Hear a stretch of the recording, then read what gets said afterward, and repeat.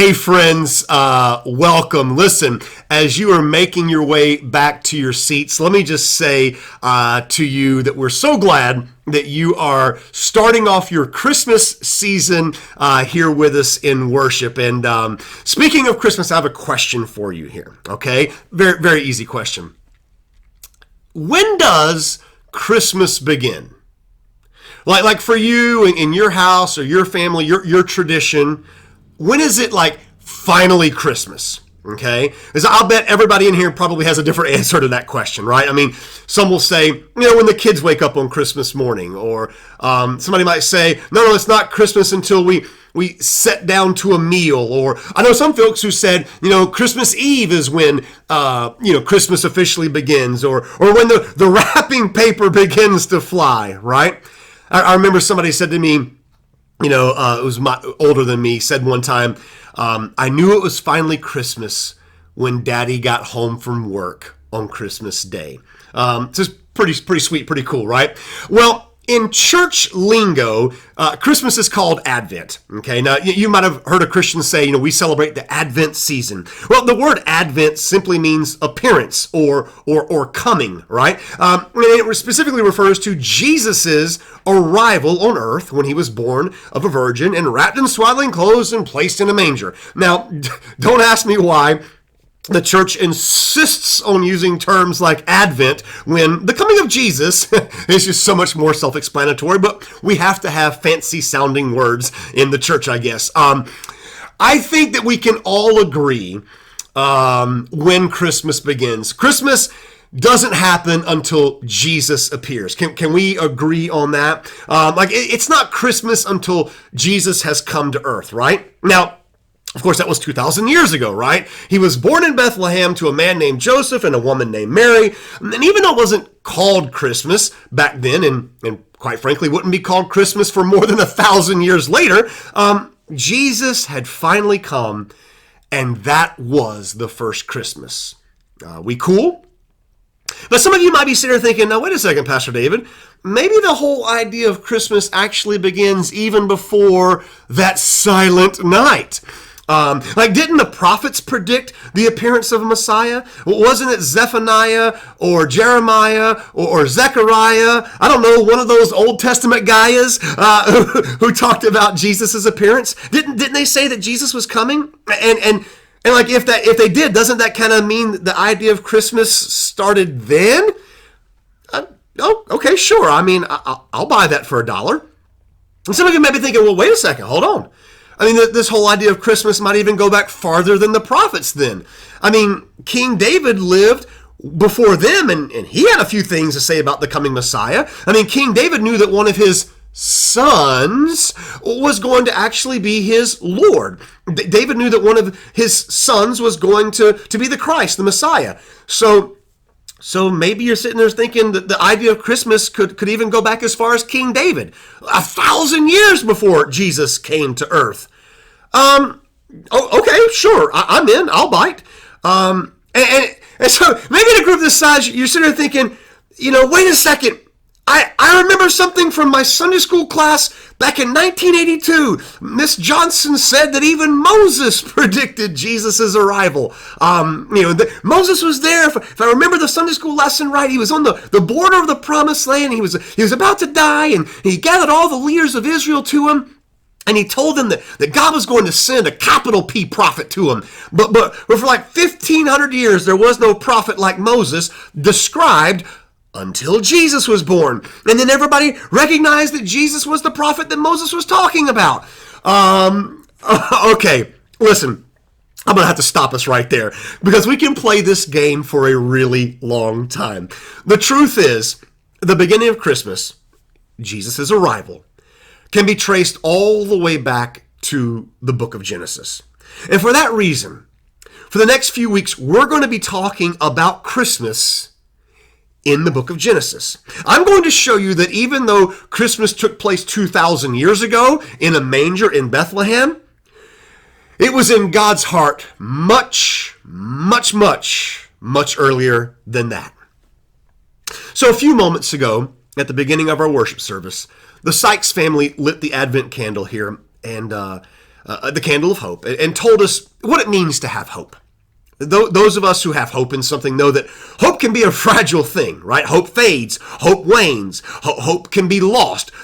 Hope it's delicate, isn't it?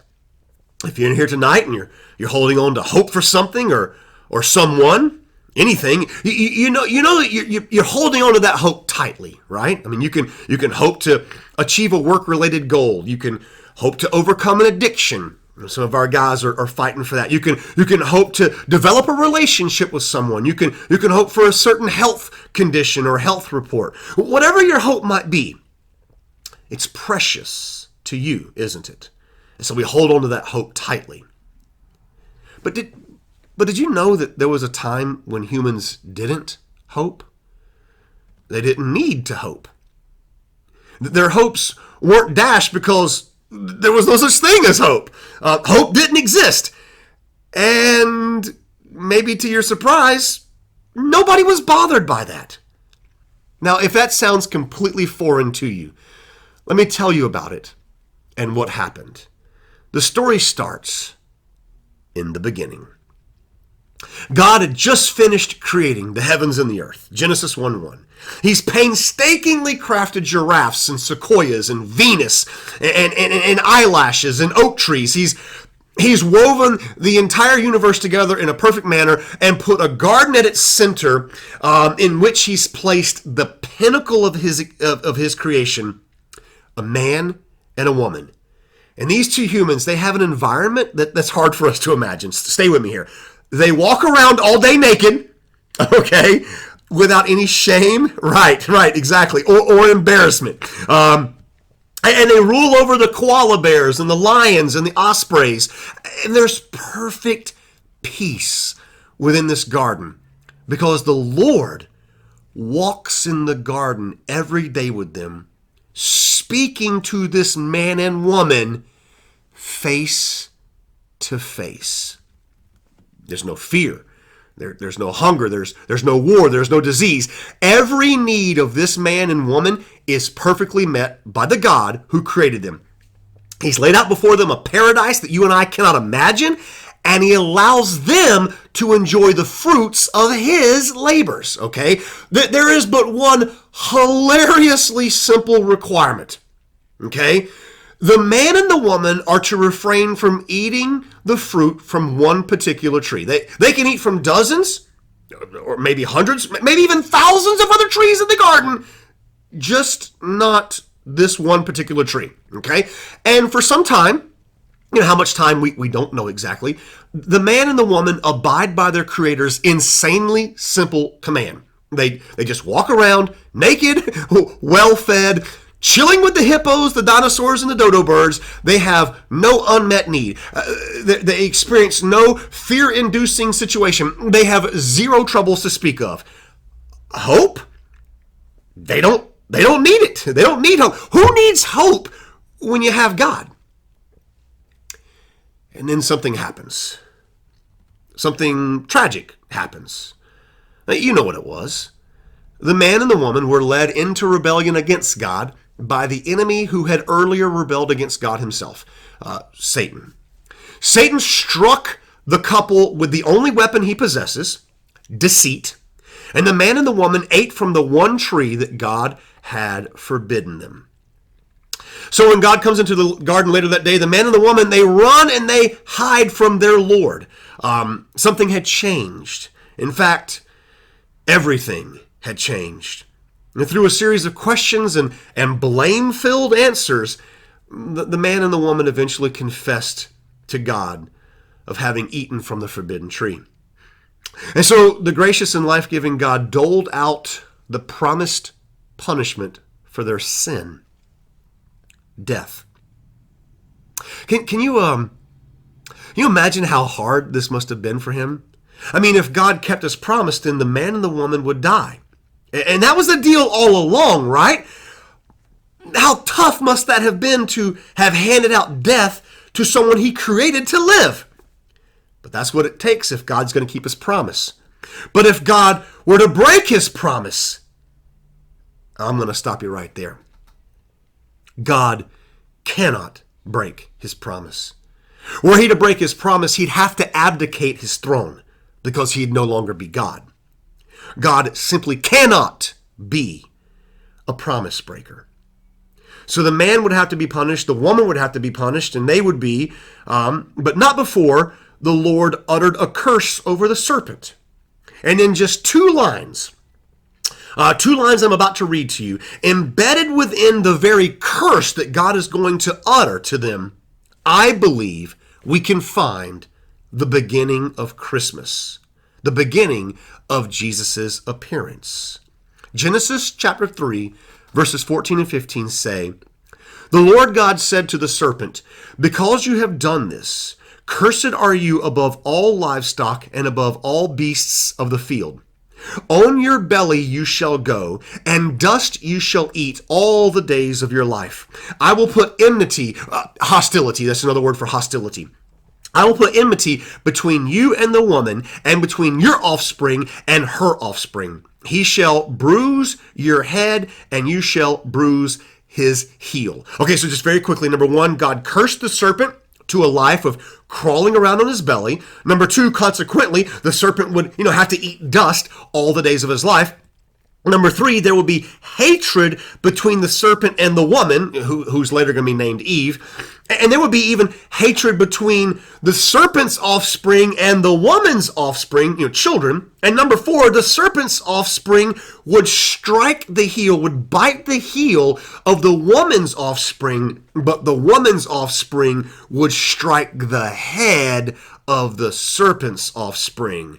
Okay, there you go. Merry Christmas. Let's close in prayer. No, in other words, what God is saying is this: for the rest of your days, you serpent, you're going to crawl around in the dust. You'll fight against humans, and humans will fight against you. You'll bite their feet, and they're going to step on your head. But one day, there will be a very special child who will be born. And he'll be unlike all the humans before him. You will bite his heel just like you've done with all the rest. But this child, this human, is going to crush your head. When you strike him, you're going to think you're victorious. What's actually going to happen is he's going to destroy you. He's going to finish you. And that's the moment that hope began. From that moment forward, humans began to have hope. They began to wait. They began to look. They began to anticipate. They'd been told by God that a child would come to them that would avenge them against the enemy who had deceived them, who had tempted them, who had killed them. And so they waited and they hoped. But this man and woman didn't have to wait very long. A child was born to these two humans. And then, behold, another son was born to them. Could one of these two boys be the child that God had promised? No. In fact, one of these sons would murder his brother. Hopes dashed. But more children were born. In fact, many more children were born. Could one of these children be the child that God had promised? Well, according to Genesis chapter 6, no. Because in just 3 short chapters from where we just read, in Genesis chapter 3, the Bible says that God looked over the whole earth and saw nothing but great wickedness. In fact, there was so much wickedness that God had to hit the reset button. He destroyed those evil children in a worldwide flood. And then God personally chose a man named Abraham and promised to give him a nation. We're going to talk about this next week. And from that nation, God would bring about the child that he promised all the way back in the garden. There were some problems, though. Abraham didn't even have a son, and he was on death's door. But God is a promise keeper. He gave Abraham a son, and that son had 2 sons, and that son had 12 sons, and those 12 sons had thousands of sons. Now we're getting somewhere. Surely, one of these sons is going to be the child that God had promised in the garden, right? Again, no. All of these children wound up in Egypt, slaves to a harsh and godless Pharaoh who threw their children into the Nile River. Again, hopes crushed. But then those children prospered in spite of the persecution that they faced. And they were eventually led out of Egypt. And they came to a good land, a land flowing with milk and honey. And they made their home there. And they flourished. And they had God's protection. They had food. They had freedom. They had so many children that they had to set up a government and a king. And now we're getting somewhere, right? I mean, kings, if anybody could be the child that God promised, it's going to be a king, right? I mean, we've got plenty of kings to choose from. But these kings, as you probably know, were wicked. Each one of them sinned more than the previous king before them. And at first, the nation just split into a bloody civil war, and the northern king was overcome, and then the southern king was overcome by a different empire. And the worst story that you could imagine happened. Death reigned supreme. Children were born only to be consumed by the sword. None of them was the child God had promised in the garden. Again, hopes dashed. And this particular disappointment was followed by something even more awful than hopes being dashed. It was a silence from heaven. For more than 400 years, humans had children, had given birth to children, and watched them die. And for these 400 years, there was no discernible interaction between heaven and earth. It seemed like God had had his fill of us. It seemed like God had abandoned his people. It seemed like God had forsook his promise. But God is a promise keeper. And so, one day in the middle of a nowhere village called Bethlehem, a young woman, a young girl really, gave birth to a baby boy. On the surface, this birth looked like the millions before it. But there had never been a birth like this one. And never would there be another birth like it. You see, this birth, the birth of this child took place by a virgin. The birth of this child was announced by angels. The birth of this child was witnessed by shepherds. The birth of this child would compel kings to venture across great distances and bring precious gifts. To be clear, this child was not born into money or power or fame or influence or any of the prestige that we might think he was due. This child's mother and father were a couple of nobodies. But in spite of the lack of renown, this particular child could chase his heritage all the way back through the ages to a particular forefather. You see, this child belonged to the people of God, the Jews. This child was a son of David, the king of the Jews. This child was a descendant of Moses. This child was the son of Abraham and Isaac and Jacob. This child hailed from the line of Noah the ark builder. This child came from the family of Seth, the younger brother of Cain and Abel. This child was the child of Adam and Eve, and this child was none other than the Son of God. For this child was Jesus. This was the child that God had promised in the garden. But, just as the Father had warned in the garden, the serpent was not far away. And in accordance with his wicked nature, he struck with a vengeance. When the Old Testament prophecy of, quote, biting the heel was played out in the New Testament, it took the form of a crucifixion. You know the story. And crucifixion is just as lethal, just as deadly as a serpent's bite. And so Jesus died.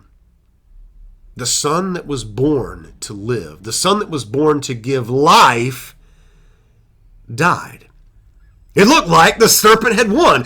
God had cursed the serpent in the garden and said that his head would be crushed. Why does it look like he's winning? It looks like death is reigning. And for a moment, it looks like Jesus is just like any other man. Well, on the third day, just as he promised, Jesus rose from the grave and proved himself to be the one that the Father had spoken about thousands and thousands and thousands of years earlier in the garden. Yes, Jesus had been bitten. He was crucified. Yes, Jesus died. Yes, Jesus was buried. But when Jesus rose from the dead, from the grave, he crushed the head of the serpent, our enemy, once and forevermore. The very first prophecy about the coming of Jesus, what we call Christmas, was finally fulfilled at long last on the resurrection day. So what does this ancient story have to do with you and me? What is this story that starts in the 3rd chapter of Genesis and go all the way into the opening chapters of the New Testament? What does it have to do with you and me? Well, it's simple. If you're a human, and you are, and you're holding out hope for something or someone, and you probably are, then you must look for Jesus. You see, he's the one that Abraham and Ruth and David and Daniel and Esther and all those greats in the Old Testament were looking for. And when Jesus appeared, they knew that their hope, capital H, hope, had finally come with Jesus and in Jesus. And the same is true for you and me. If your hope is in a possession, a bigger house or a nicer car, I love you, your hope is misplaced. If your hope is in a status, a certain title or an amount of money, I love you, but your hope is misplaced. If your hope is in a position or an accomplishment or some sort of earthly victory, I love you, but your hope is misplaced. If you want hope that remains, hope that is secure, hope that is promised, hope that always delivers, you must have Jesus. He's the one that your soul knows it needs. So, as we conclude, let me just say to you this evening, you can find Jesus if you will but look for him. In fact, if you look for Jesus, if you wait for Jesus, if you hope for Jesus, I guarantee you will find him. Some of you know that I've been reading the whole Bible this year, right? It just makes sense, right? I mean, I'm a Christian. I'm a pastor, no less, right? So it's what I should be doing. And plus, I gotta, stand up every weekend and talk about the Bible, so I might as well know something about it, right? Well, I'm really not just reading the Bible just to scan every line with my eyes. No, I'm reading the Bible, and I'm doing something. I'm trying to see something that I've never seen before. Scratch that. I'm trying to see someone that I've never seen before. I'm trying to find Jesus in the Old Testament. To be honest with you, it's like finding water if you fall out of a boat. You cannot miss him. I've told you all year that you cannot miss Jesus in God's Word. You might reject him. You might distrust him. You might turn your back on him. You might deny him. You might do any number of things against Jesus, but you cannot miss Jesus.